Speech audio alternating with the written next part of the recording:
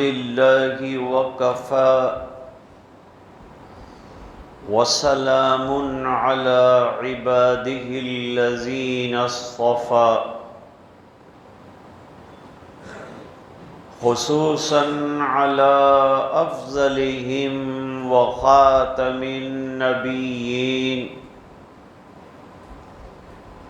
محمد الأمين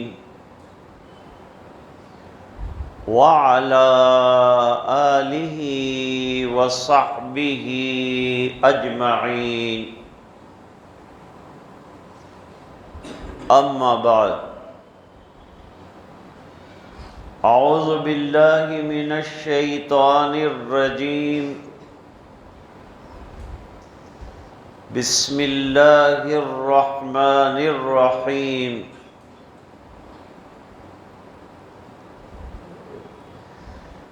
الذين آمنوا ولم يلبسوا إيمانهم بظلم أولئك لهم الأمن وهم مهتدون صدق الله مولانا العظيم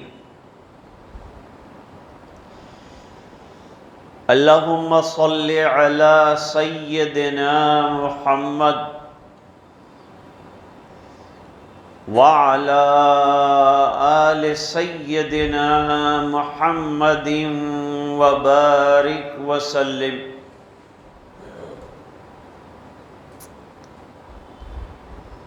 بزرگوں اور دینی بھائیوں، زندگی کے بعد سب سے قیمتی دولت ایمان ہے۔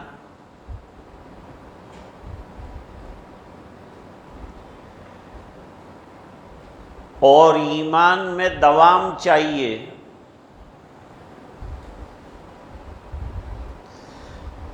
زندگی کا کوئی لمحہ ایمان سے خالی نہیں چاہیے۔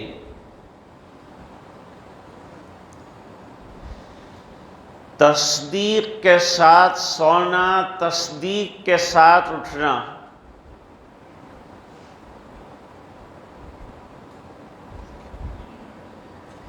بعض اعمال ایسے ہیں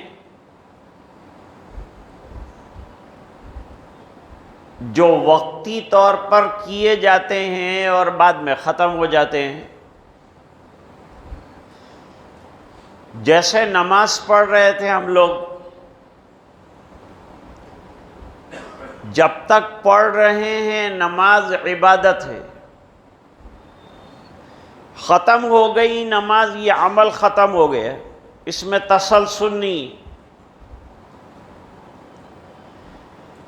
لیکن ایمان میں تسلسل درکار ہے۔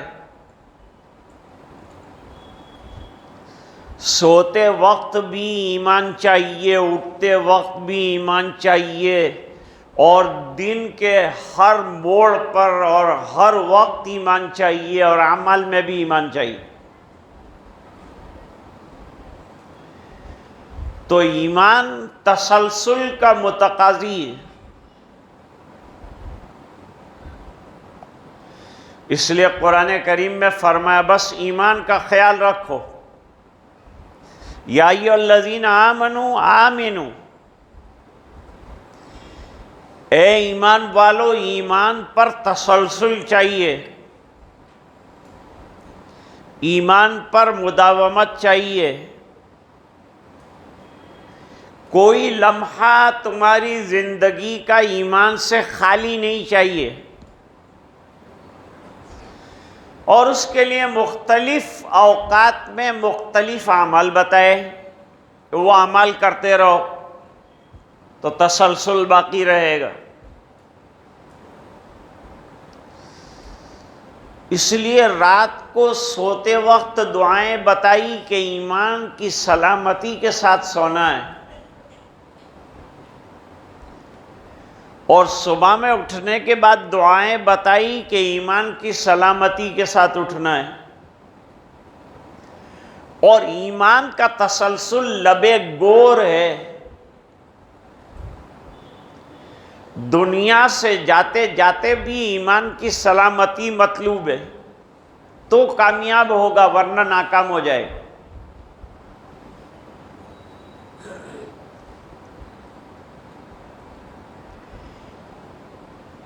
امام احمد ابن حنبل رحمۃ اللہ علیہ کے واقعات میں ہے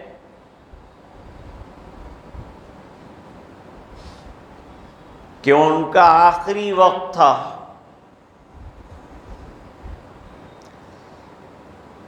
اور گھر والے پاس تھے، تلقین کر رہے تھے لا الہ الا اللہ، مرنار کو تلقین کرنی چاہیے تاکہ وہ ایمان کے ساتھ دنیا سے جائے۔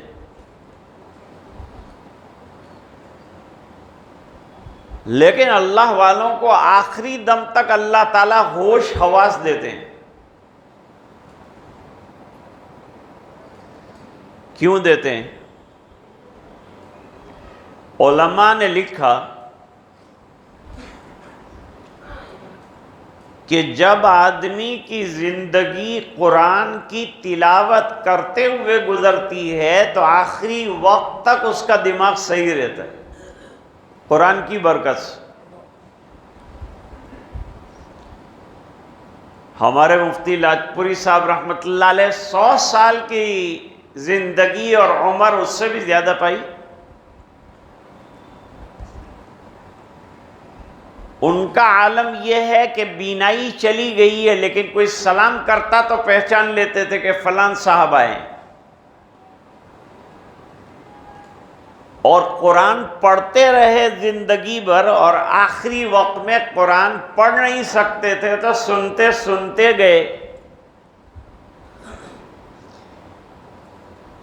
بہت سے اللہ والوں کے واقعات ہیں کہ آخری وقت کے اندر بالکل خشاش بشاش اور دنیا سے جا رہے ہیں، اور گھر والوں کو نہ کہہ رہے ہیں کہ رونا مت، ہم سرکار سے ملنے جا رہے ہیں، صحابہ سے ملنے جا رہے ہیں، جنت ہماری منتظر ہے۔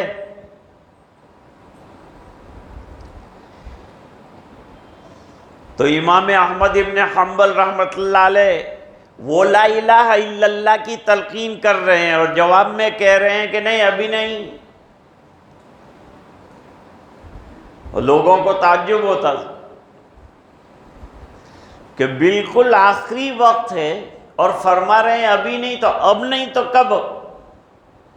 کب پڑھیں گے لا الہ الا اللہ؟ یہ غنودگی کا عالم۔ پھر اللہ تعالیٰ نے ہوش حواس دے دیا، ہوش میں آ گئے۔ لوگوں نے سوال کیا، حضرت آپ اتنے بڑے امام ہو کر کلمہ پڑھنے کا انکار کر رہے تھے؟ فرمایا کلمے کا انکار نہیں کر رہا تھا، شیطان میرے سامنے کھڑا تھا۔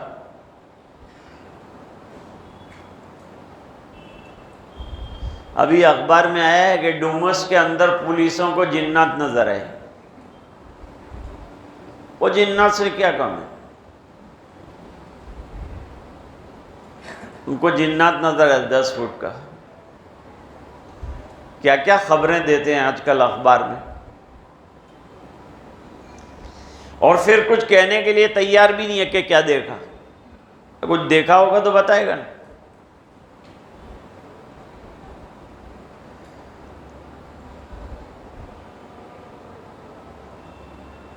فرمایا شیطان میرے سامنے آیا تھا اور اپنے سر کے بال نوچ رہا تھا اور واویلا مچا رہا تھا کہ احمد تو میرے ہاتھ سے نکل گیا، احمد تو میرے ہاتھ سے نکل گیا۔ میں نے اچھوں کو موت کے وقت جو ہے پھرا دیا اور کلمے سے ہٹا دیا، لیکن تو بچ گیا۔ میں اس کے جواب میں کہہ رہا تھا کہ ابھی نہیں بچا ہوں، ابھی حیات ہوں، آخری سانس میری نکلے لا الہ الا اللہ پہ تو سمجھنا کہ تیرے شر سے بچ گئے۔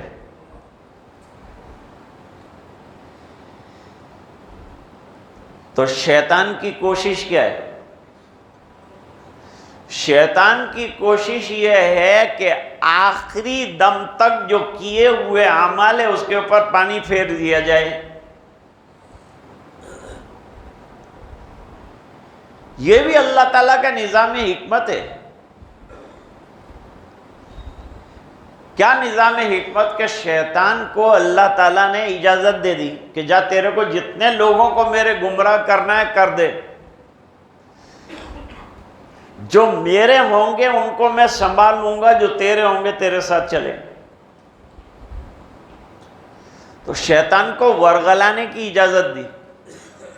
یہاں علماء بیٹھے ہیں، دو چار چیزوں کی شرح کرنا ہے مجھے۔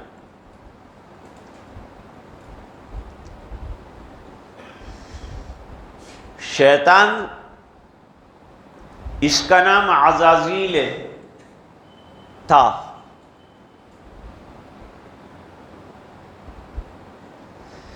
جیسا کہ شیخ سعدی نے لکھا ہے، تکبر عزازیل را خار کر، تکبر نے عزازیل کو برباد کر دیا۔ تکبر برباد کرنے والی چیز ہے، عاجزی اوپر لانے والی چیز ہے۔ آدمی کو اگر سیڑھی پر یا پہاڑ پر چڑھنا ہوگا تو جھکنا پڑے گا، تو یہ تواضع اس کو اوپر پہنچائے گی، اور اکڑ کے چڑھنا چاہے گا کسی اونچے مقام پہ پہنچ نہیں سکے گا۔ تو اپنی زندگی میں تواضع، عاجزی، انکساری، اور انکساری کن لوگوں کو اختیار کرنا ہے؟ جس کو اللہ نے کمال دیا ہو، مال دیا ہو، اس کو انکساری اختیار کرنا، یہ کمال ہے۔ اپنے آپ کو کچھ نہ سمجھنا، مٹا دینا، یہ تصوف اور سلوک اور احسان اور یہ جو مجلسیں بزرگوں کی ہوتی ہے، اس کا خلاصہ یہ ہے کہ آدمی اپنے آپ کو مٹا دے۔ نہ مال میری کامیابی کا ذریعہ ہے، نہ دولت میری کامیابی کا ذریعہ ہے، نہ جوانی اور طاقت میری کامیابی کا ذریعہ ہے، اللہ کا فضل میری کامیابی کا ذریعہ ہے۔ اس کا فضل ہوگا وہ کامیاب ہوگا، اس کا فضل نہیں ہوگا تم لاکھ محنت کرو سب بیکار چلی جائے۔ شیطان فرشتوں میں رہتا تھا، اور فرشتوں میں اس کا نام رکھا تھا معلم الملکوت۔ اب پہلے وہ اعراب وغیرہ نہیں لگتے تھے، تو کسی نے بعد میں معلم الملکوت کر دیا۔ معلم نہیں ہے، معلم سکھانے والے کو کہتے ہیں، اور معلم جو سیکھ رہا ہے اس کو کہتے ہیں۔ فرشتوں نے اس کو عبادت کرنا سکھایا تھا، فرشتے اس کے استاد تھے شیطان کے، اور یہ معلم تھا، معلم الملکوت تھا۔ ایک تو یہ بات سمجھو، دوسری ایک بات اور سمجھو، وہ یہ ہے کہ جب شیطان نے حضرت آدم علیہ السلام کے سامنے اللہ کے حکم پر سجدہ نہیں کیا، تو دربار ربانی سے نکالا گیا۔ دیکھو سمجھو، دربار ربانی سے نکالا گیا،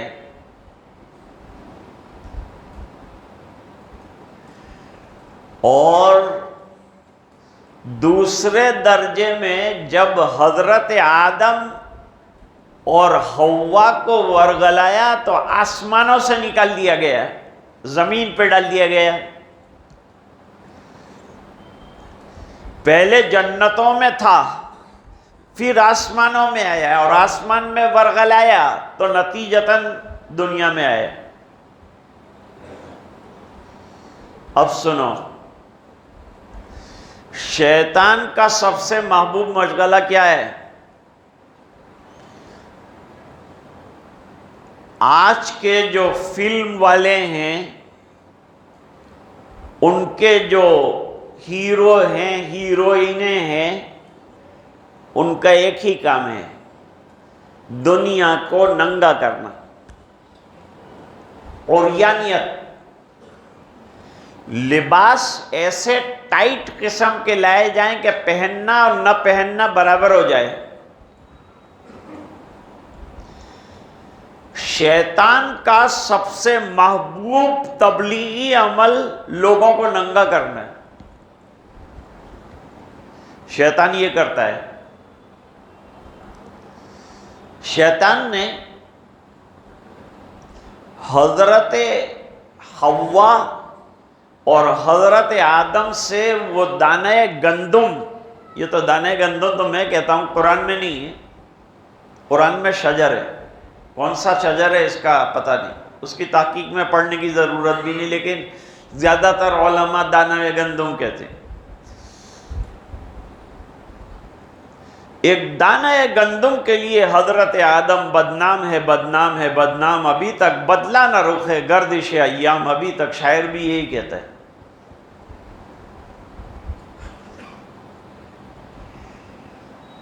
وہ دانے گندم کھلانے کے لیے مجبور کیا، اس سے اللہ نے روکا تھا کہ وہ درخت کے پاس بھی مت جانا.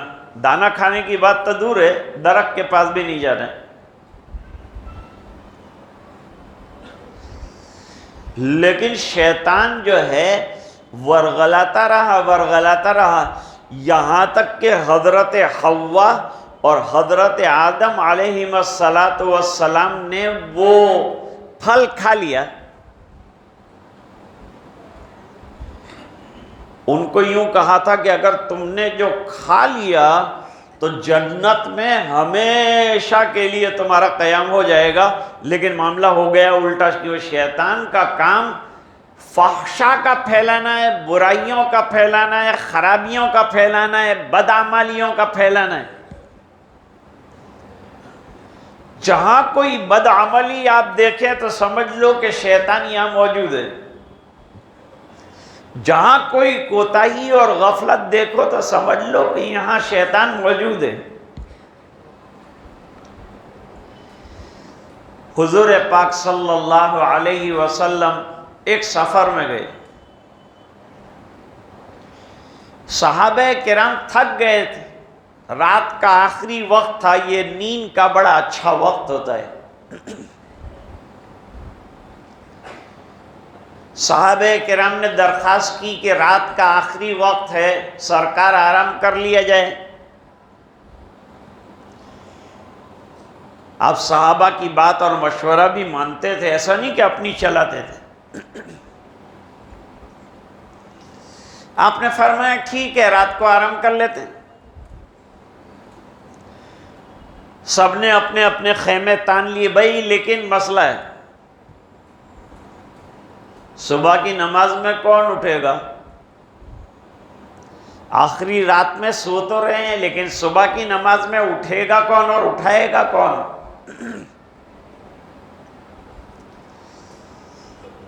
تو حضرت بلال رضی اللہ تعالیٰ عنہ نے فرمایا کہ میں اٹھاؤں گا سرکار.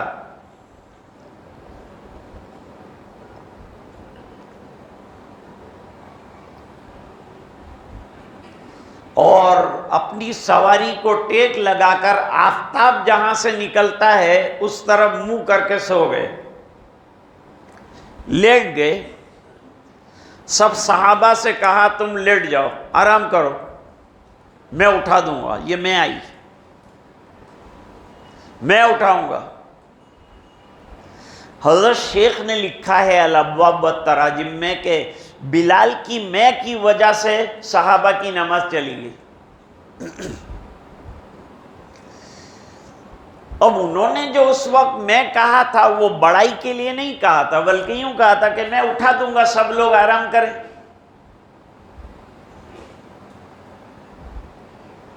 آنکھ لگ گئی، وقت ہی ایسا تھا، تھکان تھی، بہت چل کر آئے تھے، نیند آ گئی، سو گئے. اور آنکھ کب کھلی؟ حالانکہ سرکار بھی ہیں، اور آنکھ کھلی آفتاب کی کرنیں پڑنے کے بعد. صبح کی نماز گئی. حالانکہ سرکار موجود ہے، اس واقعے کو لیلۃ التعریس کا واقعہ کہتے ہیں۔ اب ایک صحابی اٹھے، انہوں نے دوسرے کو اٹھایا، تیسرے کو اٹھایا، چوتھے نمبر پر حضرت عمر اٹھے، دیکھا فجر کی نماز چلی گئی ہے،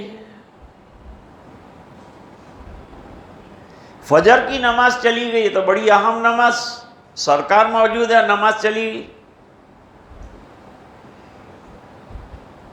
اب اٹھانا بھی بے ادبی ہے۔ نبی کی آنکھ سوتی ہے، دل نہیں سوتا۔ آنکھیں سو رہی تھی سرکار کی، سونے کا تعلق آنکھوں کے ساتھ ہے، دل بیدار رہتا ہے، اس پر کسی بھی وقت وحی آتی ہے تو وہ بیدار رہتا ہے۔ تمام انبیاء کرام کی نیند ناقض نوم، ناقض وضو نہیں،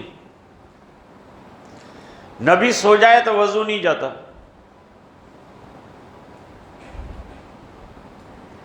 اور ہم اگر ایسے ٹیک لگا کر بیٹھے ہوں کہ ٹیک ہٹائے اور ہم گر جائے تو وضو گیا۔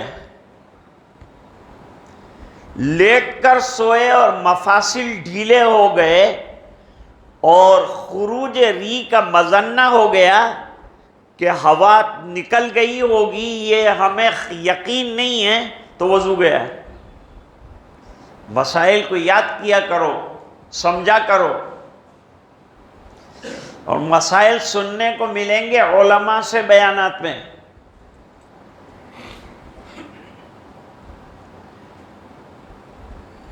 حضرت عمر نے کہا اٹھایا کیسے جائے؟ اٹھو حضور، ایسا کہنا بے ادبی ہے۔ یا ہم لوگ نہیں سمجھتے، امام ذرا 2 منٹ کہاں چھے، امام کہاں چھے بھائی، کہاں ہوارનો ટાઈમ થઈ ગયો، આ ઘડિયાળ کہاں જાજો، આવતા નથી، ઇમામ હુઈ રહીએ، એ લોકોની હિદાયત માટે દુઆ કરે، તારી હિદાયત માટે દુઆ કરે، ઇમામની હિદાયતની દુઆ કરે۔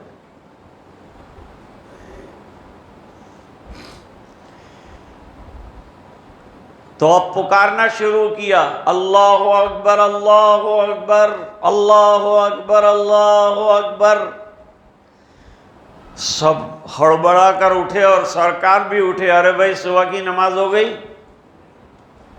ہم لوگوں نے نماز نہیں پڑھی۔ سرکار کمانڈر بھی ہیں، چیف کمانڈر ہیں۔ اعلان فرمایا چلو خیمے اٹھاؤ، آگے بڑھو۔ سرکار نماز فرمایا نماز آگے پڑھیں گے، ابھی آفتاب طلوع ہوا ہے، ابھی 20 منٹ سفر کر سکتے ہیں، 20 منٹ سفر کر کے آگے پہنچیں گے، وہاں فجر کی نماز قضا کریں گے باجماعت، اذان بھی ہوگی، اقامت بھی ہوگی اور باجماعت قضا نماز پڑھیں گے۔ حضور یہاں سے کیوں چلے جائیں؟ فرمایا شیطان نے ہم کو سلا دیا، اس جگہ میں شیطان کا اثر ہے جو غفلت میں ڈالتا ہے۔ شیطان کا کام ہے غفلت میں ڈالنا،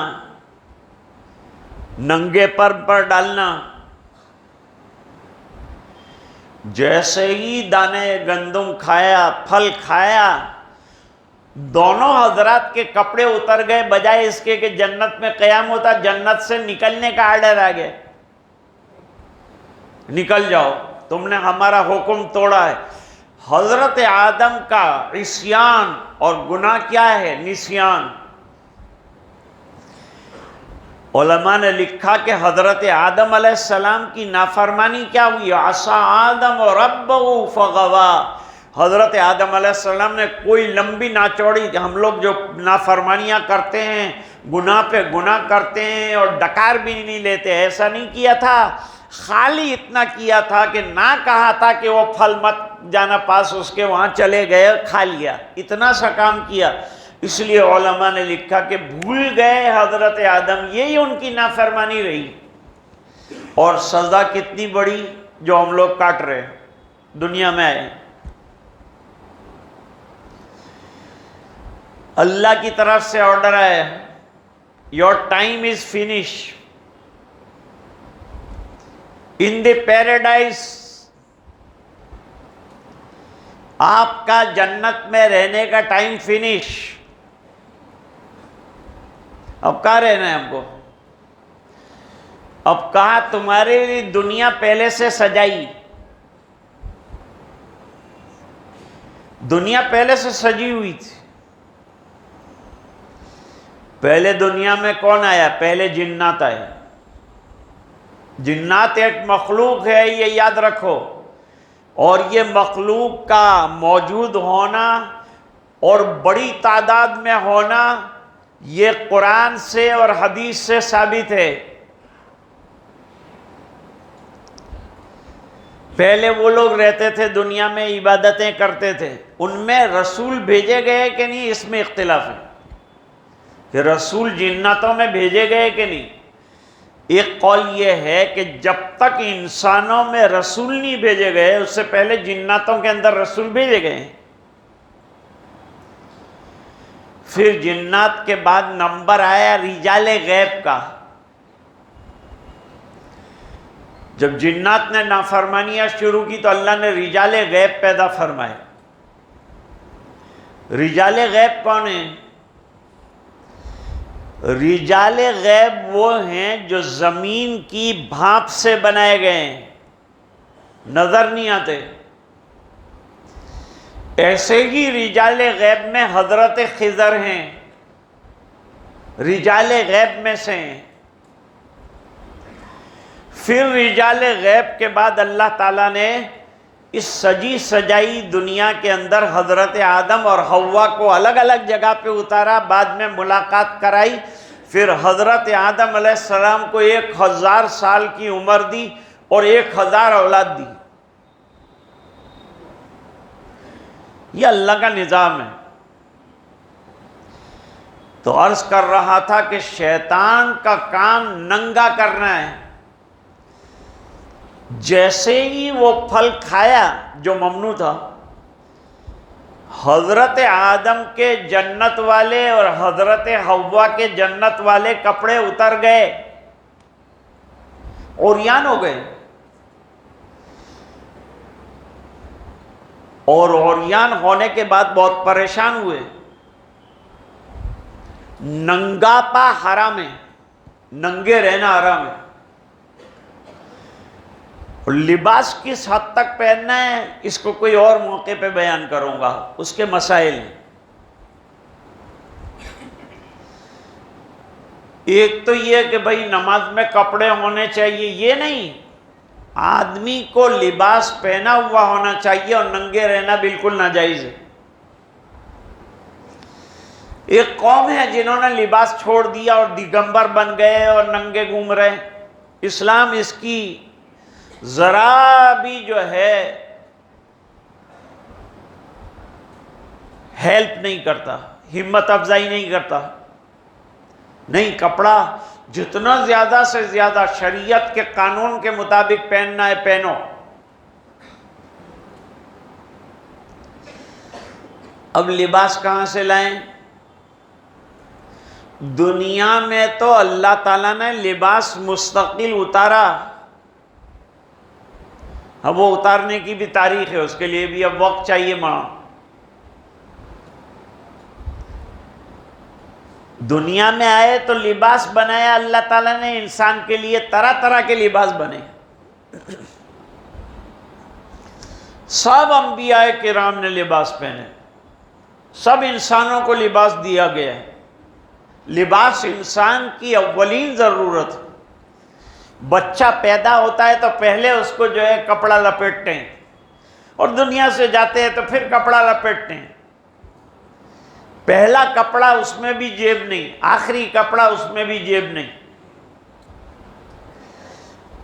بتایا کہ خالی ہاتھ آنا ہے، خالی ہاتھ جانا ہے.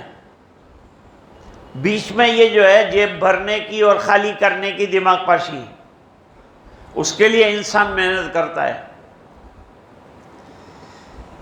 جنت میں بڑے بڑے درخت تھے. حدیث شریف میں ہے حضور پاک صلی اللہ علیہ وسلم کو معراج پر لے جایا گیا، اور معراج میں طرح طرح کے جھاڑ فانوس سدرۃ المنتہا پر بتائے گئے۔ سدرہ ایک مقام ہے،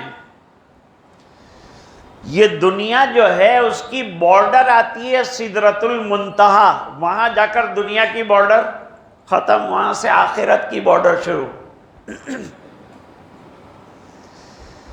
تو وہ بارڈر شروع ہو گئی۔ وہاں حضور نے فرمایا بڑے بڑے بیری کے درخت ہیں، وہ درختوں کے ایک ایک پتا ہاتھی کے کان کے برابر ہے،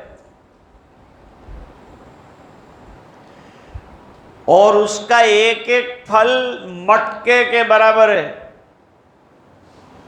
لیکن دنیا کے پھلے میں گٹلی آتی ہے، جنت کے پھل میں گٹلی نہیں، بغیر گٹلی کے پورا لب لباب کھانا ہے۔ دنیا کے بعض پھلوں میں کانٹے بھی ہوتے ہیں، پھولوں میں کانٹے بھی ہوتے ہیں، جنت کے پھلوں پھولوں میں کانٹوں کا سوال نہیں، کیونکہ جنت ایسی جگہ ہے کہ جہاں عذاب اور تکلیف نام کی کوئی چیز نہیں ہے۔ دنیا مکس جگہ ہے، جہاں آرام بھی ہے تکلیف بھی ہے۔ دوزخ بالکل تکلیف کی جگہ ہے، اور جنت انتہائی طور پر آرام کی جگہ ہے، وہاں تکلیف نام کی کوئی چیز نہیں۔ حضرت آدم علیہ السلام نے جنت کے درخت تلاش کرنا شروع کیا، اور درخت کے اندر جو بڑے پتے والے درخت تھے وہ پتے توڑے، اور توڑنے کے بعد حضرت آدم اور حوا نے اپنی شرمگاہوں کو ڈھانکا۔ بات دور چلی گئی۔ آج میں نے بات شروع کی تھی کہ زندگی کے بعد سب سے قیمتی اثاثہ انسان کے پاس اگر کوئی ہے وہ ایمان ہے۔ اس ایمان کو بچانے کے لیے موجودہ دور میں سب سے زیادہ ایمان کے بارے میں غفلت ہے، نوجوان غافل ہے، مسجدیں ویران ہے، اذانیں ہو رہی ہے، لوگ نکڑوں پر بیٹھے ہیں، راتوں کو اذانیں ہو رہی ہے، عشاء کی نماز میں کوئی نہیں آتا، صبح کے اندر مسجدیں خالی پڑی ہیں۔ تو ہم ایمان کے بارے میں بہت غافل ہیں۔ کوئی نشے میں لگا ہے، کوئی فیشنوں میں لگا ہے، کوئی بال کلر کرنے میں لگا ہے، کوئی ہیئر سٹائل بنانے میں لگا ہے، سب اپنی اپنی دھن کے اندر ہے۔ سب سے بڑی فکر نہ بال بنانے کی ہے، نہ فیشن بنانے کی ہے، بلکہ ایمان بنانے کی۔ سب سے زیادہ محنت کرو ایمان کے اوپر، اور اتنی محنت کرو کہ ہم دنیا سے جائیں تو ایمان کی سلامتی کے ساتھ جائیں۔ وآخر دعوانا ان الحمد للہ رب العالمین۔